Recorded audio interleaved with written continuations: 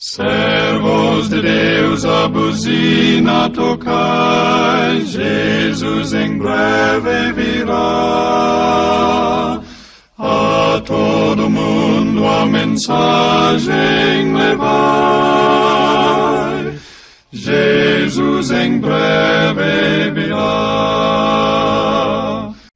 Nosso mundo está em profunda transformação. Hoje iremos tratar do tema a ordenação de mulheres no sistema religioso. Primeiro vamos analisar, será que realmente há uma conspiração envolvendo todas essas mudanças? E o movimento de liberação feminina, o que tem a ver com a ordenação das mulheres? A partir de agora, você nos acompanha em mais um documentário investigativo. Com você, professor Aurílio Gomes, e eu sou Neemias Gomes.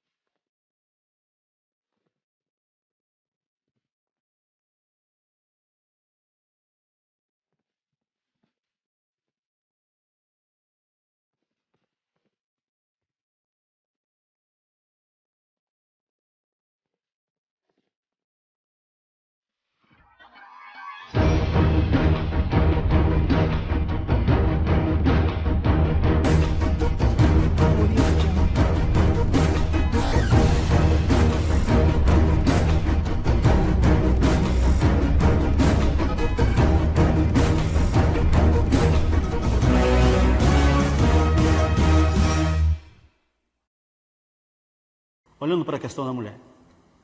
Eva tinha sido perfeitamente feliz ao lado do esposo em seu lar edênico, mas semelhante às inquietas ervas modernas. Lisonjeou-se com a esperança de entrar para uma esfera mais elevada do que aquela que Deus lhe designara. Tentando erguer-se acima de sua posição original, caiu muito abaixo a mesma.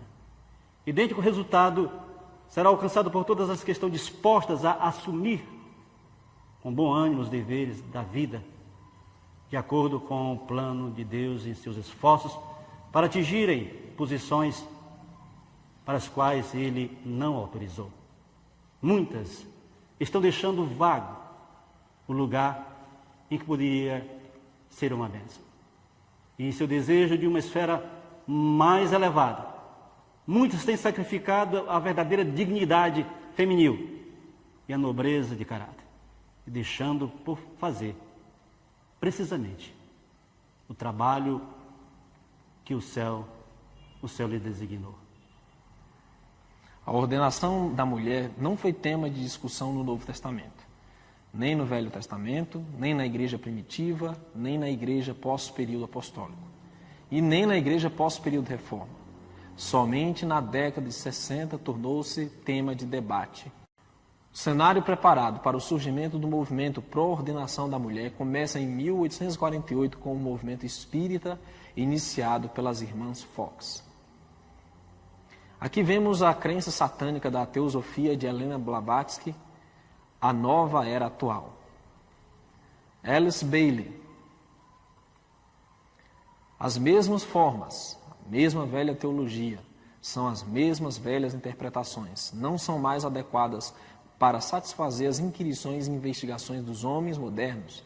A igreja de hoje é a tumba de Cristo, e essa teologia foi rolada na porta do sepulcro. Isso segundo Alice Bailey, o reaparecimento do Cristo. Marilyn Ferguson, outra ativista desse movimento pró-nova era. Ela focou muito a era de Aquários. Ela focou a questão da nova era. No final da Primeira Guerra Mundial, crescem assustadoramente o assunto de comunicação com o espírito dos mortos de parentes que morreram na guerra. A Revolução Industrial e a lacuna de falta de mão de obra masculina nas indústrias levam as mulheres a assumirem postos de trabalho. dando a elas independência financeira e preparando o caminho para o movimento feminista na década de 60. Chama atenção para essa mulher que você está vendo aí. Ela foi ativista do movimento feminista. Ela disse: ninguém nasce mulher, torna-se mulher.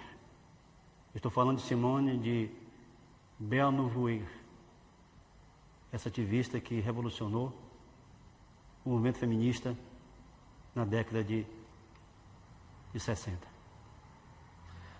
Nós observamos que existe um interesse da elite para apoiar o movimento feminista. Analise esse vídeo, que foi uma entrevista feita por Alex Jones ao falecido Aaron Russo, cineasta, que teve um encontro muito interessante com Nicholas Rockefeller. E ali ele revela o porquê da elite apoiar o movimento feminista. Well, one of the things they told me was that he was at the house one night and we were talking and he started laughing. He said, "Aaron, what do you think women's liberation was about?" And I said, I had pretty conventional thinking about it at that point. I said, I think it's about women having the right to work, getting equal pay with men, just like they won the right to vote, you know? And he started to laugh. He said, "You're an idiot." And I said, "Why am I an idiot?" He said, let me tell you what that was about. We, the Rockefellers, funded that. We funded Women's Lib, you know? And we're the ones who got all over the newspapers and television, the Rockefeller Foundation. He says, and you want to know why? He says, there were two primary reasons. And they were, one reason was we couldn't tax half the population before Women's Lib. And the second reason was, now we get the kids in school at an early age. We can indoctrinate the kids how to think. It breaks up the family. The kids start looking at the state as the family, as the school, as the officials, as their family, not as the parents teaching them. And so those are the two primary reasons for Women's Lib, which I thought up to that point was a noble thing. You know, when I saw their intentions behind it, where they were coming from when they created it, the thought of it, I saw the evil behind what I thought was a noble venture.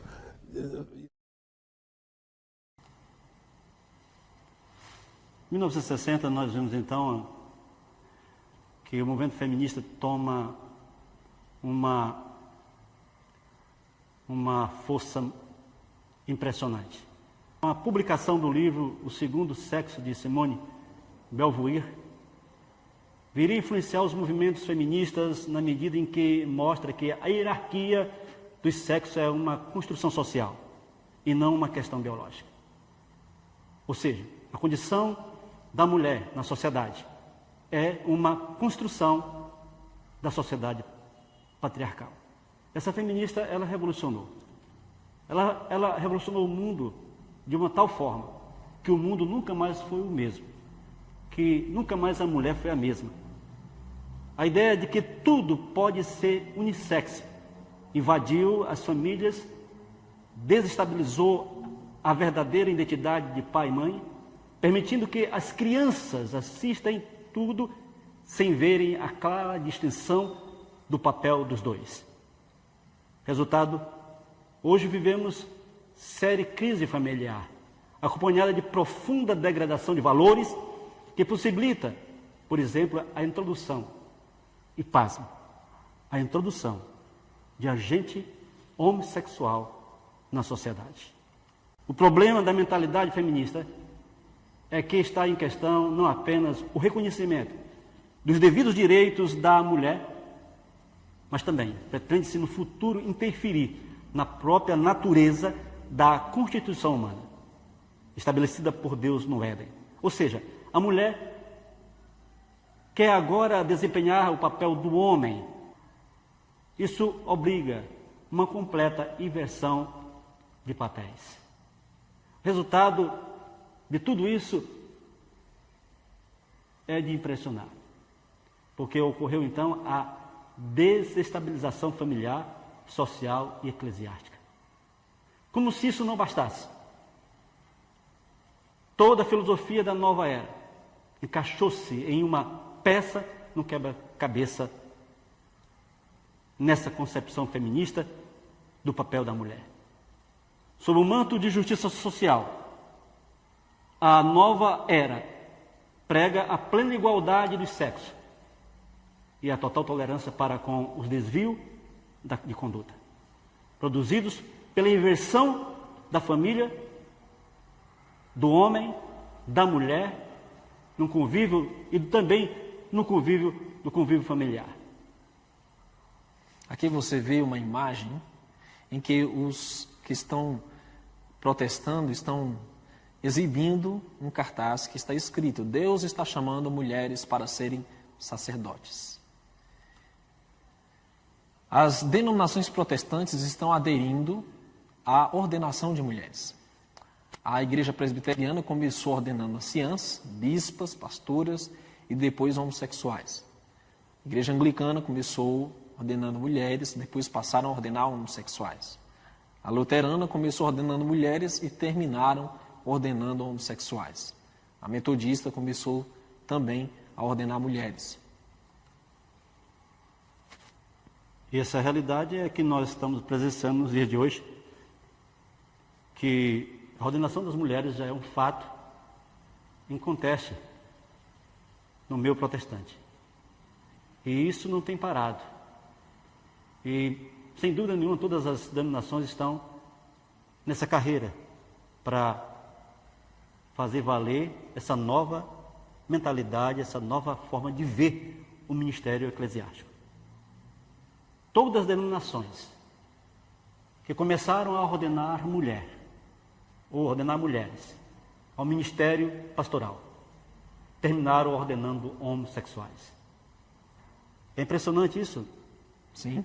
Eles começaram a ordenar mulheres, depois estão ordenando agora homossexuais. Deixaram que as pressões financeiras, nos traz dos bastidores, existe isso aí, como também expressões culturais, dominassem o que a Bíblia revela. A Bíblia foi colocada de lado. A Bíblia deu lugar às pressões de cultura e ganho financeiro. É importante nós observarmos que toda a cultura secular ela está impregnada de uma tendência para condicionar as pessoas a essa inversão de papéis. Porque você observa no cinema hoje, o que predomina são mocinhas no papel dos heróis. A mulher não é mais uma dama em perigo que precisa de um cavaleiro de armadura dourada para lhe salvar. Pelo contrário, os homens estão assumindo um papel de mocinhas na cultura de hoje, e nós estamos observando que isso é massificado não só pelo cinema, não só pela própria política, e como também pelo sistema educacional que está sendo influenciado por todas essas tendências. Com certeza. Nós estamos vendo aqui que já nos dias de hoje, as igrejas estão ordenando já o homossexual a pastor. E as mulheres lésbicas a pastoras. Estão vendo aí já uma ordenação, como você vê, comprovadamente, é o que nós estamos vendo. E as reivindicações não param de ocorrer, os movimentos, o ativismo em cima disso não para. Em todo o mundo nós estamos presenciando, ao ponto de que já existe até a Bíblia gay. Isso é o cúmulo, é o escalabro. Aonde nós vamos chegar? A Bíblia gay já existe. Você vê que essa força homossexual é assustadora no mundo todo. E é interessante que ela está mesclada com o religioso, com a religiosidade. Os casamentos de homossexuais, lésbicas, estão na ordem do dia. As igrejas abriram esse precedente. E, ultimamente, é o que nós temos mais ouvido na mídia, essas histórias, esses acontecimentos. As igrejas abrindo as portas para o cenário homossexual.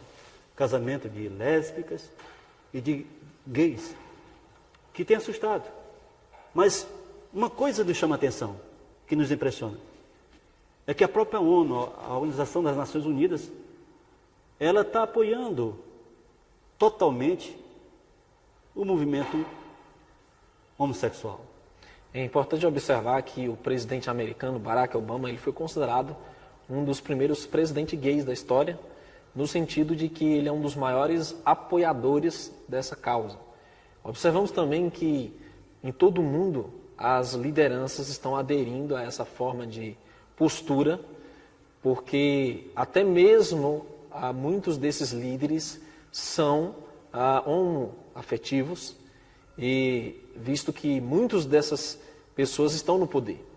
Então a tendência é que, à medida que o tempo vai passando, isso realmente está em ascendência, está predominando, e que vai culminar com um mundo que virtualmente será gay.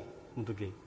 Aí você está vendo a bandeira da ONU, a bandeira gay da ONU, né? A bandeira LGBT da ONU, e você vê aqui o Beckman, ele recebendo, né, liderança homossexual. Quer dizer que a coisa é muito mais séria do que nós imaginamos. Essa força, ela é realmente uma força grande que está desencadeando. Aí você pode perguntar o que tem a ver o gay, homossexual, lésbico com a questão da ordenação da mulher. Tem muito a ver, sim, nós vamos ver aqui no decorrer do nosso assunto. Bem, nós vamos sair um pouco, nós estamos vendo aqui, falamos do protestantismo e tudo mais, e agora vamos ver aqui essa questão da igreja tradicional, de uma instituição tradicional, que sempre primou pela ética e pela moral, e pelo princípio bíblico, está também nesse mesmo segmento, nesse mesmo ataque. Nós estamos falando da Igreja Adventista do Sétimo Dia. Entre os Adventistas do Sétimo Dia, a divisão norte-americana foi responsável pela primeira Conferência Geral de Indianápolis em 1990. O requerimento apresentado por essa divisão aconteceu de forma, digamos, isolada do resto do mundo adventista. E isso aconteceu, isso foi algo que surpreendeu até a ala conservadora, né, aquela área conservadora da instituição. Mas a realidade é isso.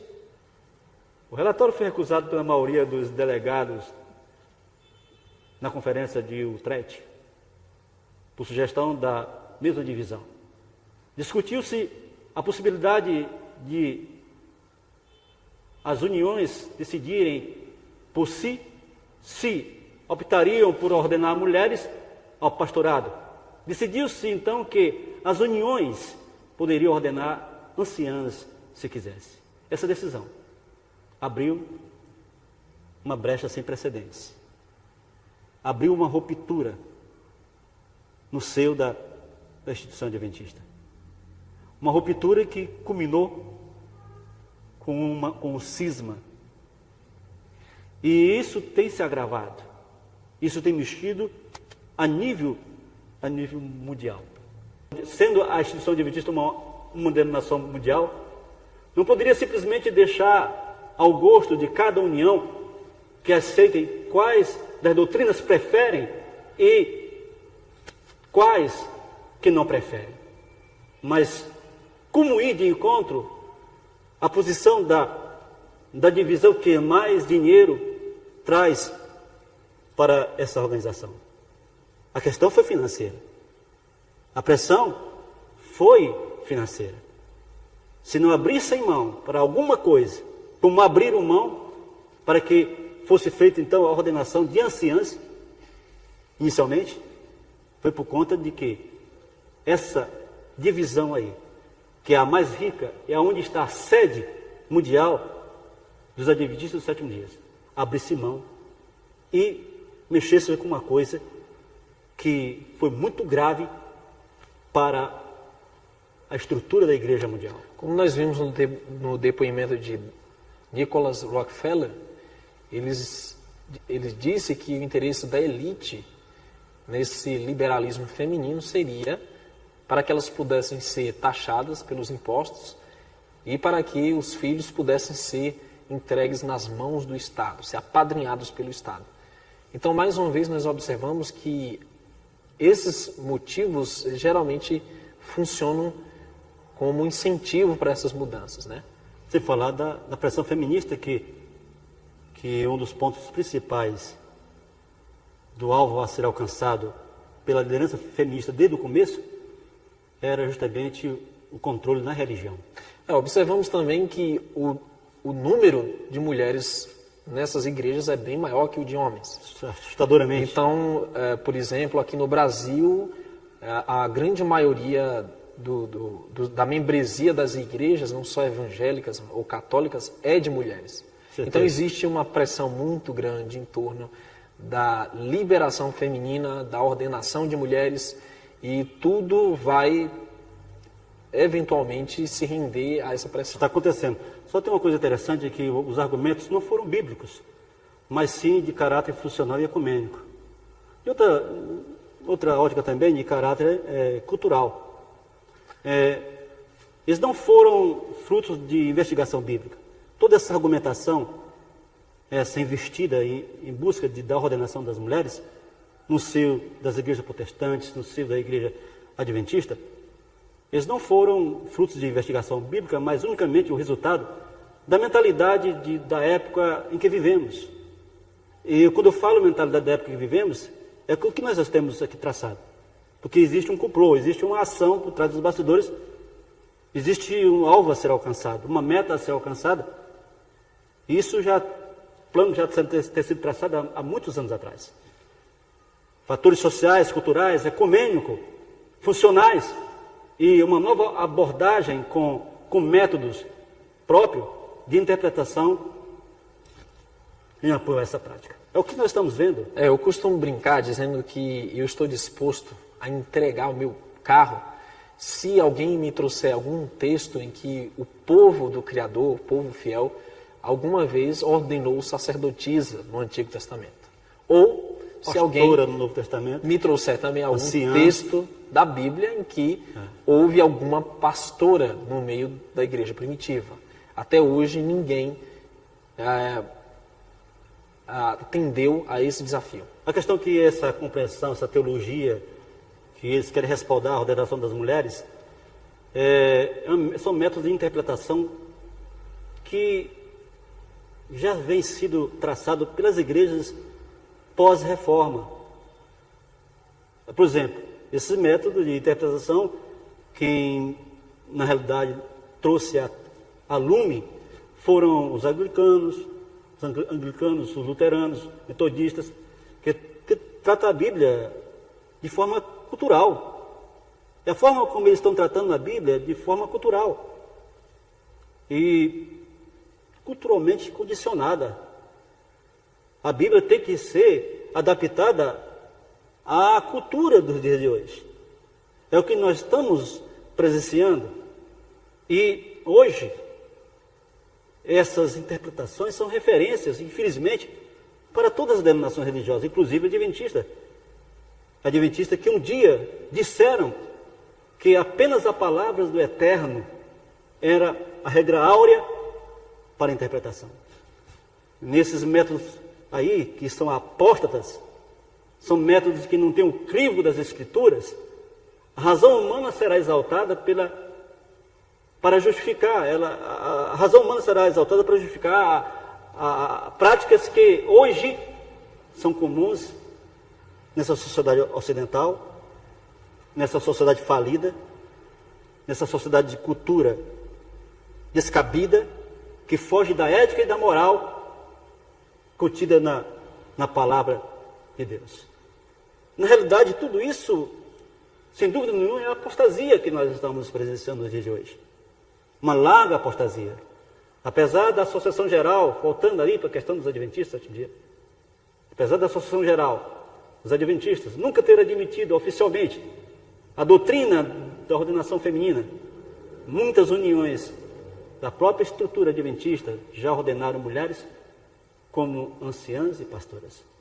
Assim vemos que o maior órgão da denominação adventista, que é a Associação Geral, perdeu total autoridade perante seus subordinados. Já não é uma denominação mundial, mas está dividida em suas principais bases. É o que nós estamos vendo acontecer. E não foi só não está sendo só com a instituição adventista, não. A metodista, presbiteriana, O próprio catolicismo, todas que elas sempre foi sofreu cisões. ultraconservador, agora já está modificando a sua abordagem em torno desses assuntos e, eventualmente, também irá aderir a essas E haverá modificações. rupturas também, né, com certeza, cisões, como já está acontecendo nessas igrejas protestantes. Né? Uniões adventistas votam em favor da ordenação da mulher ao ministério pastoral. E isso, eles fizeram em oposição à política da Conferência Geral dos Adventistas. A União Colúmbia e a União do Pacífico dos Adventistas votaram em reuniões especiais separadas para mudar suas políticas e ordenar pastores sem distinção de sexo. Este movimento criou divisão na política da igreja ao autorizar a ordenação de mulheres ao pastorado regular. Essa é o que nós estamos vendo em todos os meandros das religiões, tanto tradicionais como liberais, está acontecendo isso aí. Vemos aí, vamos ver agora alguns vídeos importantíssimos que mostrando a ordenação de mulheres ao ancianato e ministério pastoral. Aqui no Brasil, mulheres ordenadas ao ancianato. Vejam esses vídeos, comprovando. É interessante que eles começam ordenando mulheres ao ancianato. Mas a ordenação é uma só, tanto para o pastor como para o ancião, é a mesma ordenação. Vale observar também que já existe uma cadeira curricular nas academias de ensino de teologia para mulheres. Então, já tem mulheres se formando com o título, com bacharelado em teologia. Então, para chegar à ordenação é apenas um pequeno passo, já que as próprias instituições como a Igreja Adventista do Sétimo Dia já está formando pastoras. Então, inevitavelmente, esse seria um último passo muito pequeno a ser dado. E na Bíblia Sagrada, quando você ordena um ancião, você está ordenando ele a pastor, porque o ancião da Bíblia é pastor. É um pastor. O ancião não é nada pastor. mais, nada menos do que aquele que tem uma certa idade e experiência para ensinar. E ele é o pastor daquela igreja. Então, estou começando, para não ir direto aqui no Brasil, fizeram isso também lá na Europa, na América do Norte, começaram com anciãs, depois pastoras. Então, os passos, para não ser gritante, para não levar as pessoas a impactar as pessoas com a ideia, eles começam a ordenar anciãos, como está acontecendo aqui no Brasil. Já na América do Norte e da Europa, já é pastoras mesmo, é a ordenação de pastoras ao ministério adventista. Está caminhando por mais 300 e poucas pastoras sendo ordenadas, conforme as estatísticas mais recentes. Aí nós estamos vendo a pastora adventista, não é? Aí na América do Norte, ela está aí batizando, não é? Já ordenada ao ministério. Quer dizer, essa é a realidade que nós estamos presenciando, que logo logo chegará aqui ao Brasil. Não chegou ainda, mas está chegando, porque na América do Norte e na Europa já é uma realidade. Mulheres já ordenadas ao ministério pastoral adventista, com todas a autoridade pastoral. Nós estamos presenciando realmente algo inusitado, ocorrendo não só na instituição adventista, mas também nas instituições protestantes em geral, né? Pentecostais, as tradicionais da Reforma, todas elas estão caminhando, estão já trabalhando nessa ideia, vivenciando essa ideia. Bem, interessante que uma coisa de tudo isso aqui, o líder mundial dos adventistas, o Ted Wilson, e outros funcionários, eles apelaram a ambas sessões eleitorais para que se abstivessem de tomar uma decisão que fosse contrária à política da Conferência Geral. O presidente apelou, ele implorou, usou todo tipo de argumento possível. mas ele não conseguiu comover todo aquele povo, aqueles delegados que estavam naquele dia. Quando foram ver essa questão do que já tinha ocorrido, a ordenação de mulheres. Nós vamos ver agora aqui esse vídeo, que é interessantíssimo, mostrando essa realidade que ocorreu recentemente. Agora é meu prazer apresentar e dar as boas-vindas ao nosso presidente da Associação Geral. Agora, obrigado por estar conosco hoje, pastor. Te convidamos ao púlpito, por favor, fique ali. Suba aqui. Sabemos que fez ajustes em sua agenda para hoje e por isso agradecemos muito sua presença. E obrigado por nos permitir, aos meus colegas da Associação Geral, estar aqui. Para ele, com os pastores principais aí, o nome deles. Pastor, parte da divisão. Pastor Lowell Cooper, Pastor Dean Shaw e Pastor Augustin Galícia. O presidente da Associação Geral, Pastor Ted Wilson. Foi chamado para falar. Ele fala agora. O presidente da divisão norte-americana, Dan Jackson. E espero que vocês compreendam e aceitem. Vim hoje porque estou preocupado por assuntos de consciência. Vim porque me preocupa a unidade da igreja em geral. Lemos no maravilhoso capítulo de João 17, 20 a 21. Não peço apenas por vós, como também por aqueles que por meio da sua palavra crerão em mim, para que o mundo creia que tu me enviaste.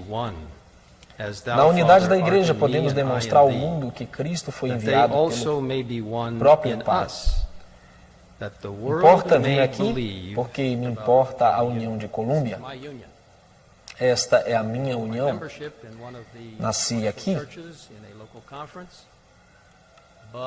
no Hospital Adventista de Washington. E cresci aqui. Quando volto com meus pais depois de servir e viver no Egito, e logo em outra parte.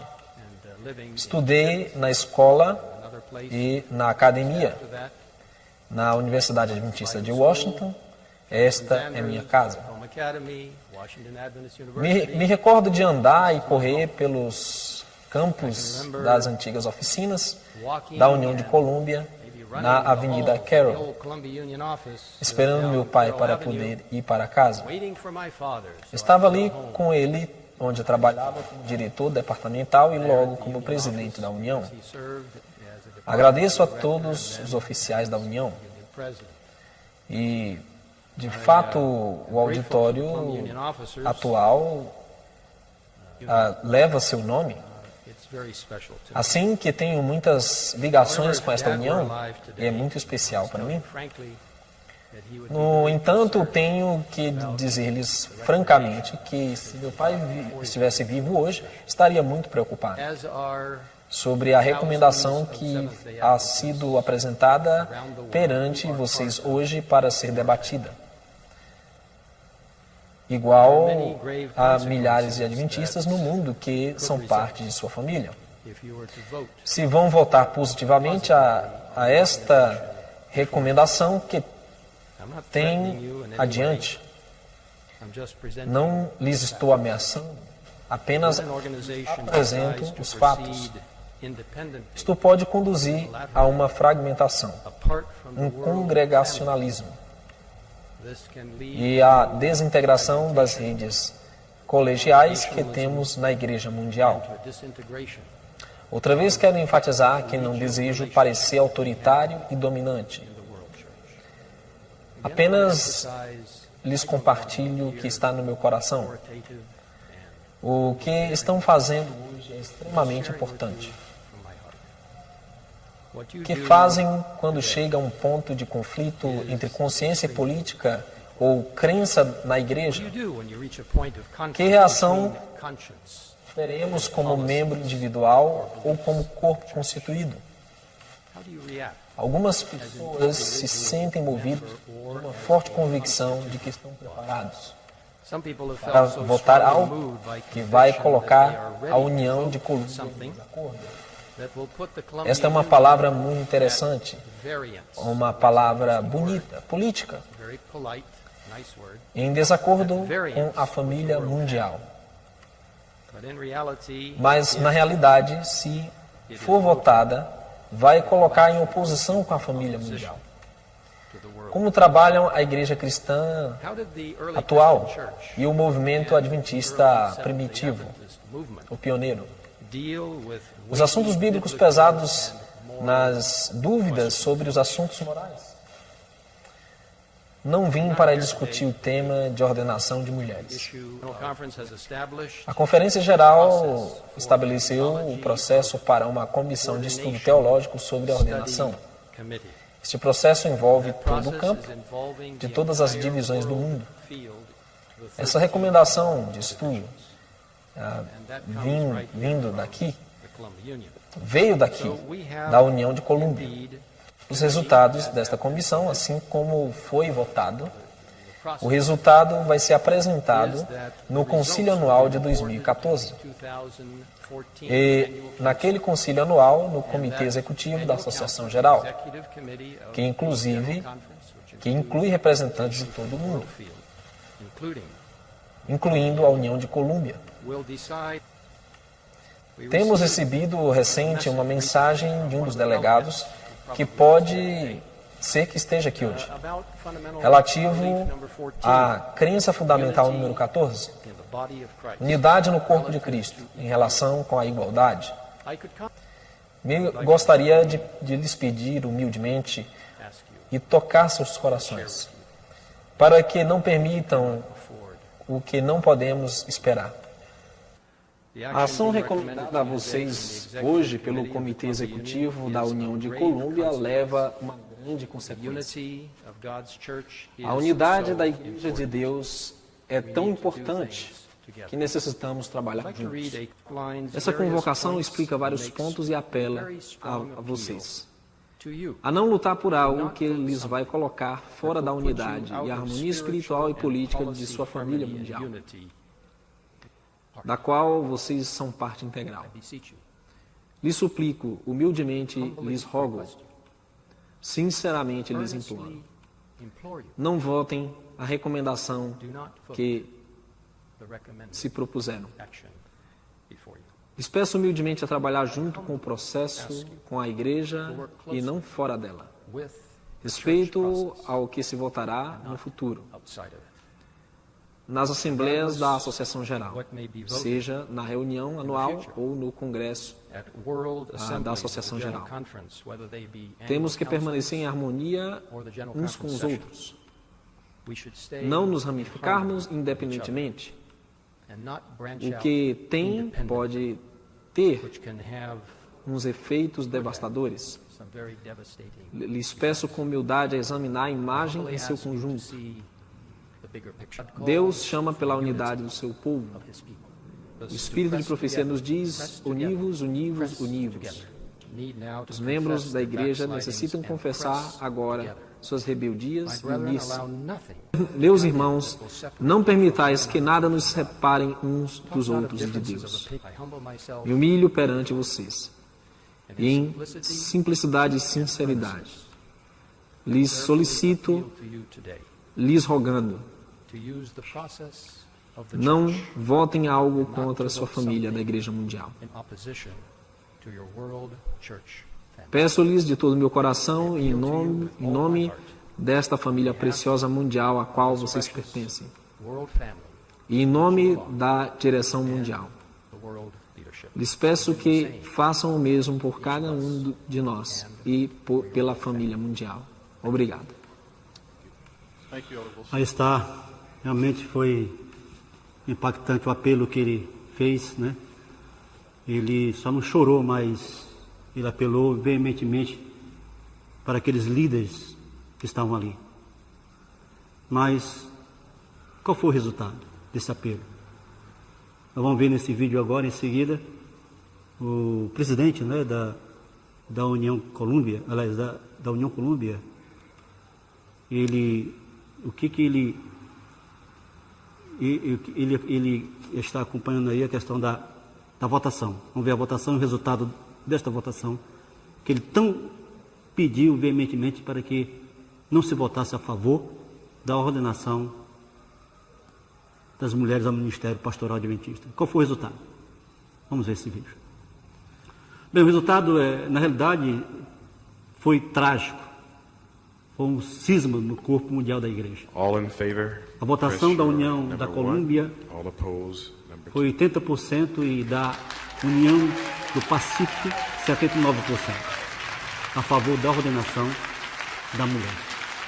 Os líderes mundiais se sentiram decepcionados com essa esmagadora votação a favor da ordenação de mulheres ao Ministério Pastoral Adventista. Vamos ver o vídeo.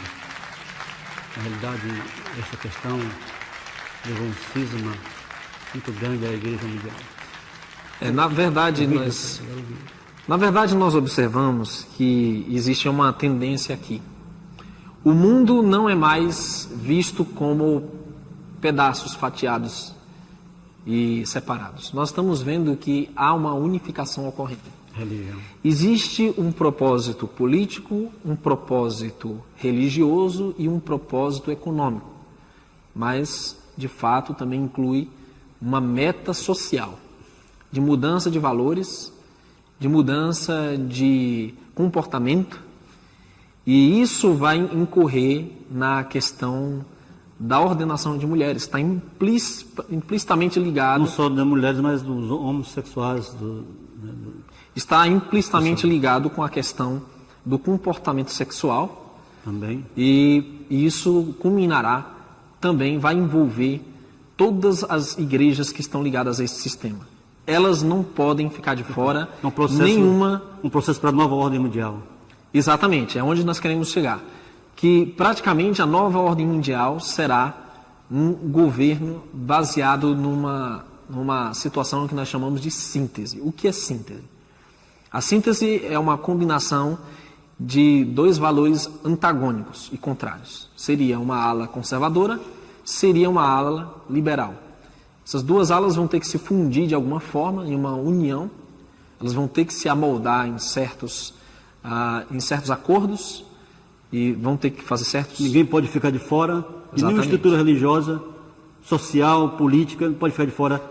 Vão ter que trocar favores e assim vai haver uma mistura dessas duas ideologias a fim de que, a partir de conservadorismo e a partir de liberalismo, se forme algo que nós podemos aqui denominar de uma experiência em favor do bem comum. Digamos, um princípio comum a todos. O que nós chamamos de politicamente correto será o resultado final de toda essa campanha de ordenação de mulheres dentro das religiões. Nós vemos aqui que depois de todos esses acontecimentos, a instituição ela preparou um documento chamado TOSC, que significa o conteúdo da proposta. É o Comitê de Estudo da Teologia de Ordenação. Então, eles fizeram uma proposta para estudar, mas é interessante que essa proposta ela é muito complicada e ela depõe contra as escrituras, o TOSC. Nessa proposta, muitos insistem que as mulheres sejam colocadas em posição onde podem exercitar autoridade sobre o homem na igreja. Convido a igreja a adotar uma nova maneira de interpretar a Bíblia. É o que na realidade se vê nessas propostas. A divisão norte-americana dos Adventistas do Sétimo Dia expôs uma maneira de fazer isso em um documento de 248 páginas que entregaram a TOSC, como foi acabado de ler aí, o que significa. E esse documento é o que está sendo estudado, que vai ser a cartilha, que vai ser o manual para definir de uma vez por toda, agora mundialmente, essa questão da ordenação das mulheres. Esse documento, ele é, na realidade, uma forma destrutiva da autoridade da Bíblia. Por exemplo, toma textos como antes mencionados e os reinterpreta como se Paulo estivesse dirigindo-se a um problema limitado de uma igreja local. Outra parte do documento converte o Novo Testamento em uma pausa no tempo em direção ao Israel de Deus. Isto deixa a ética de Deus em um lugar vago, além do Novo Testamento. Os planos de reinterpretação vão ainda mais longe. Eles tratam a Bíblia como culturalmente condicionada. É essa a proposta desse documento. Os inspirados escritores bíblicos são vistos como prisioneiros do tempo e da cultura. Supostamente, o Espírito Santo fracassou em evitar a entrada dos vícios e ideias errôneas na Bíblia. E ao longo delas se encontra uma mescla de verdades e erros. A Bíblia não é levada a sério nessas abordagens.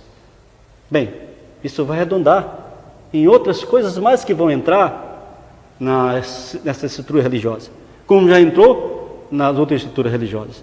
No livro de Gênesis, capítulo 3, versos 16 a 20, nós nos remetemos lá à situação do homem e da mulher, quando diz assim: a mulher disse, depois de que o pecado ocorreu, né? Multiplicarei grandemente a tua dor e a tua conceição. Com dor darás à luz filhos, e o teu desejo será para o teu marido, e ele te dominará. Então, está dizendo que o desejo dela o teu desejo será para o teu marido, e ele te dominará. É uma palavra muito forte, né?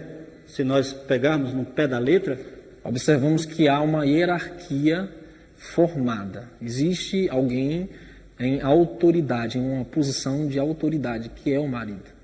Nós não queremos aqui dizer que não houve implicações também para o homem, até porque o Criador não é machista, o Salvador não é machista, senão estaríamos acusando o próprio Deus aqui de machista, mas devido às consequências do pecado, as consequências abrangeram a ambos.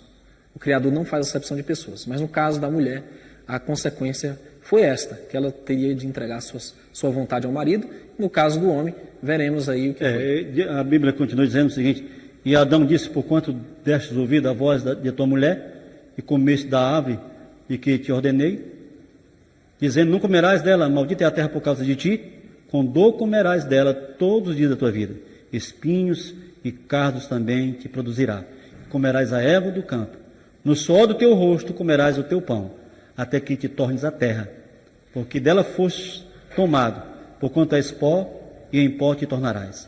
E chamou Adão o nome de sua mulher, Eva, porquanto era mãe de todos os viventes. Essa é a situação, não é? Da família após o pecado. Interessante que Romanos 5,12 diz, portanto, como por um homem entrou o pecado no mundo, e pelo pecado a morte, assim também a morte passou a todos os homens, por isso que todos pecaram. O responsável aí, que a Bíblia deixa muito claro, é o homem, embora não foi ele que fez o contato, né, com engano, foi a Eva, mas ele como responsável da família, como líder, né, como o cabeça, ele é tido como responsável, mesmo nessa situação aí trágica que ocorreu com a igreja, com eles. Em 1 Coríntios 15, 21 e 22 diz assim, porque assim como a morte veio por um homem, também a ressurreição dos mortos veio por um homem, porque assim como todos morreram em Adão, assim também todos serão vivificados em Cristo. Então o homem novamente está aí, né, ele é colocado em destaque como aquele que é a cabeça, o responsável por tudo do ocorrido. 1 Coríntios capítulo 11, verso 3, 7, 8 e 9 diz, mas quero que saibais que Cristo é a cabeça de todo homem, e o homem é a cabeça da mulher, e Deus é a cabeça de Cristo.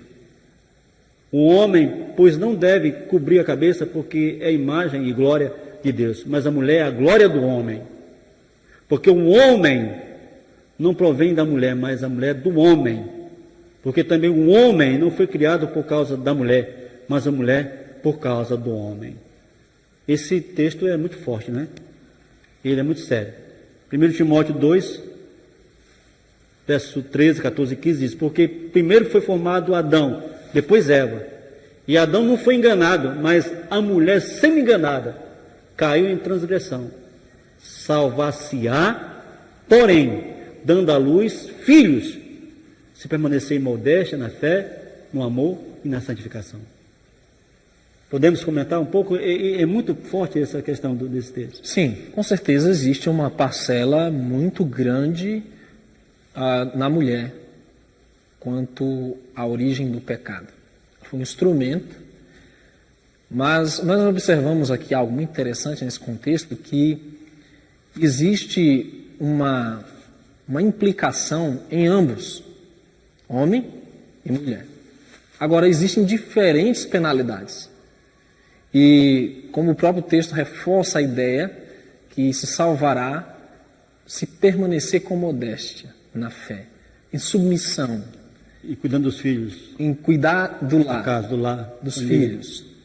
No amor e na santificação. O que é algo muito diferente nos tempos em que estamos vivendo, com a liberação feminina, com toda uma inversão de papéis que nós estamos acompanhando, que reflete não só nas famílias, como em todas as denominações religiosas, chamadas igrejas, nos templos e assim por diante. E a destruição da família é o que nós estamos presenciando, por conta justamente de deixar o seu posto de dever.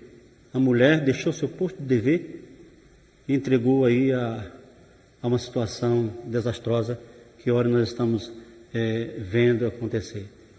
Em 1 Pedro, capítulo 3, verso 1 e 2 diz: semelhantemente vós mulheres, sede sujeitas aos vossos próprios maridos, para que também, se alguém não obedece à palavra, pelo porte de suas mulheres, sejam ganhos sem palavras, considerando a vossa vida casta em temor. 1 Timóteo 2, verso 8 a 15 diz: quero, pois, que o homem orem, quero, pois, que os homens orem em todo lugar, levantando mãos santas, sem ira nem contenda. Que do mesmo modo as mulheres se ataviem em traje honesto, com poder e modéstia, não com tranças, ou com ouro, ou pérolas ou vestidos preciosos, mas como convém a mulheres que fazem profissão de servir a Deus em boas obras. 1 Timóteo 2, 8, 15 continua: a mulher aprenda em silêncio, com toda a sujeição. Não permito, porém, que a mulher ensine, nem use de autoridade sobre o marido, mas que esteja em silêncio, porque primeiro foi formado Adão, depois Eva, e Adão não foi enganado, mas a mulher, sendo enganada, caiu em transgressão. Salvar-se-á, porém, dando à luz filhos, se permanecer com modéstia na fé, no amor e na santificação. Esse é um texto que é uma verdade que transcende qualquer cultura, qualquer situação, qualquer momento da história desse velho mundo, né? Está muito claro, está muito... Eu posso traduzir, eu posso fazer alguma exegese diferente do que está nesse texto? Não dá. Inclusive, esse contexto se aplica perfeitamente à questão da ordenação das mulheres e do ministério sacerdotal feminino, porque você observa que tem que haver uma submissão em torno de posição de ensinamento ou de episcopado, qualquer outra que seja o termo designado para isso. Então, não pode usurpar uma posição que pertence ao homem. Por isso ele fala que aprenda em sujeição, em silêncio, no sentido de honrar o seu cabeça, o seu marido. Por isso que nós não vemos nenhuma ordenação de anciã, ou de diaconisa, ou de pastora nas Escrituras. Não vemos, não existe isso em lugar nenhum das Escrituras, em ponto nas Escrituras. Há um silêncio total nessa questão aí. Por quê? Não poderia haver, porque se houvesse, era a apostasia da palavra. A palavra é muito clara. 1 Timóteo 3, verso 1 a 15, diz: esta é uma palavra fiel. Se alguém deseja esta é uma palavra fiel. Se alguém deseja o episcopado, excelente obra deseja. Convém, pois, que o bispo seja irrepreensível, marido de uma mulher, vigilante, sóbrio, honesto, hospitaleiro, apto para ensinar, não dado ao vinho, não espancador, não cobiçoso, de torpe ganância, mas moderado, não ganancioso, não contencioso, não avarento, que governe bem a sua própria casa, tendo seus filhos em sujeição com toda a modéstia. Porque se alguém não sabe governar a sua própria casa, terá cuidado da igreja de Deus. Não neófito, para que, ensoberbecendo-se, não caia na condenação do diabo. Convém, porém, que tenha bom testemunho dos que estão de fora, para que não caia em afronta e no laço do diabo. Da mesma sorte, os diáconos sejam honestos, não de língua dobre, não dados a muito vinho, não cobiçosos de torpe ganância, guardando o mistério da fé numa consciência pura. E também estes sejam primeiro provados, depois sirvam, se forem irrepreensíveis. Da mesma sorte, as esposas sejam honestas, não maldizentes, sobre os fiéis, sóbrias e fiéis em tudo. Os diáconos sejam maridos de uma só mulher e governem bem seus filhos e suas próprias casas. Porque os que se virem bem como diáconos adquirirão para si uma boa posição e muita confiança na fé que há em Cristo Jesus. Escrevo-te estas coisas, esperando ir ver-te em breve, bem depressa. Mas se tardar, para que saiba como convém andar na casa de Deus, que é a igreja de Deus vive com a firmeza da verdade. Que coisa clara, né? Um texto tão claro desse aí, irrefutável, né? Mostrando aí que é bispos, homens, diáconos, né? E mostra como é que é o quadro que tem que estar inseridos, né?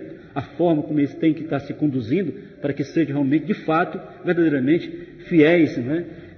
Obreiros nessa obra do Senhor. A Bíblia, somente a Bíblia, ela dá o crivo exato da clareza, da compreensão para essa questão. Eu gostaria de concluir dizendo que não adianta tentarmos mudar o que está determinado a mudar. O sistema religioso, como um todo, vai aderir às transformações, às inovações da nova ordem mundial.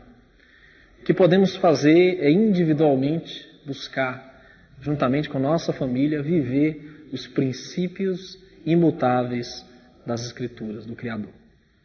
Meu querido, eu te desafio a continuar primando por aquilo que está escrito. Não há argumentações, não há racionalismo, não há inovações que resistam aos princípios claros e inequívocos das Santas Escrituras. Que o Eterno te abençoe. Eu não me vejo em nenhum outro lugar, senão seguindo as Escrituras, senão me amoldando à vontade do Pai Celestial, que assim o Eterno nos ajude e que assim Ele te ajude também. E eu fico com as palavras do apóstolo Paulo, que está em 2 Coríntios 13, verso 8, quando ele diz assim: nada podemos contra a verdade,